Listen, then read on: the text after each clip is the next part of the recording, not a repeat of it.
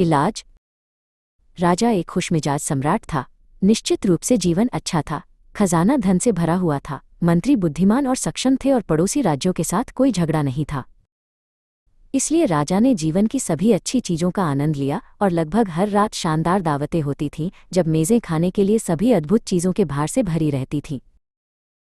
लेकिन हाय, बहुत अधिक समृद्ध भोजन और राजा का वजन बढ़ने लगा, फिर और वजन और अधिक वजन, जब तक कि वो इतना मोटा नहीं हो गया कि मुश्किल से चल पाता था और उस मोटे राजा को ले जाने के लिए एक विशेष ट्रॉली बनानी पड़ी। राजा इस बात से झल्लाया और भड़क गया कि वो सभी लोगों में इतना मोटा क्यों होना चाहिए, और इसलिए उसके माननीय महाराज का इलाज करने के लिए राज्य के सभी हिस्सों से चिकित्सक आए। लेकिन उन्होंने चाहे कुछ भी कोशिश की, राजा पहले की तरह ही मोटा रहा।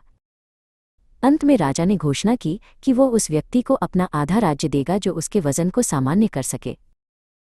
बुद्धिमान मंत्रियों ने महसूस किया कि ऐसी घोषणा बेईमान साहसी लोगों की भीड़ लाएगी, इसलिए बुद्धिमानी से ये भी जोड़ दिया कि जो कोई भी राजा का वजन कम करने की कोशिश करेगा और विफल होगा, उसका सिर काट दिया जाएगा।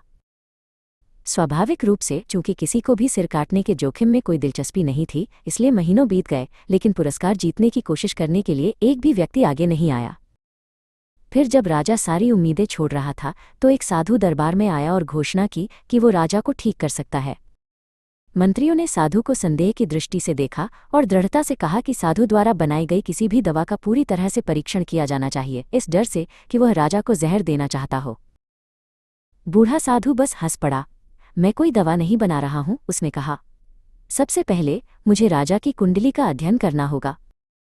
इसमें कोई बुराई नहीं लगी और साधु बैठ गया और राजा से बहुत सारे सवाल पूछे। फिर कुछ देर वो मौन ध्यान में बैठा रहा। बाद में साधु राजा की ओर मुड़ा और दुख भरी आवाज में घोषणा की, मुझे क्षमा करें, लेकिन मुझे डर है कि आप केवल 30 दिन और जीवित रहेंगे।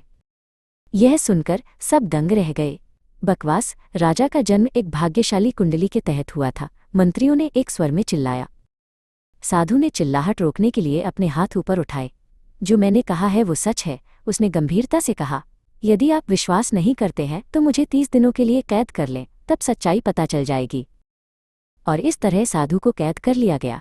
पहले तो राजा ने साधु की भविष्यवाणी पर हंसा, फिर उसे संदेह होने लगा, क्योंकि यदि ये असत्य होता तो साधु स्वेच्छा से अपने सिर का जोखिम क्यों लेता। उस दिन से राजा की भूख खत्म हो गई और वो ये सोचते हुए अपने कक्ष में अंतहीन घंटे तक चहलकदमी करता रहा कि क्या वो जल्द ही मर जाएगा। जैसे जैसे दिन बीतते गए, राजा और अधिक चिंतित होता गया। वो भोजन को देखकर भी सहन नहीं कर पाता था और वो पतला से पतला होता गया। आखिरकार 30 दिन समाप्त हो गए और राजा अभी भी जीवित था। साधु को राजा के सामने लाया गया, जिसने उसे बढ़ते हुए क्रोध से देखा। तुमने मुझे 30 दिनों तक कष्ट दिया है, राजा गर्जना किया। मैं अभी भी जीवित हूँ, धूर्त व्यक्ति। अब तुम्हारे पास जीने के लिए केवल 1 घंटा है। साधु बिल्कुल भी परेशान नहीं दिखा। महाराज, मुझे पुरस्कृत किया जाना चाहिए और फांसी नहीं दी जानी चाहिए, उसने शांति से कहा। दर्पण में देखो और तुम देखोगे कि मैंने तुम्हारी मोटापा को ठीक कर दिया है। अब आपकी कमर एक सामान्य आदमी जितनी है।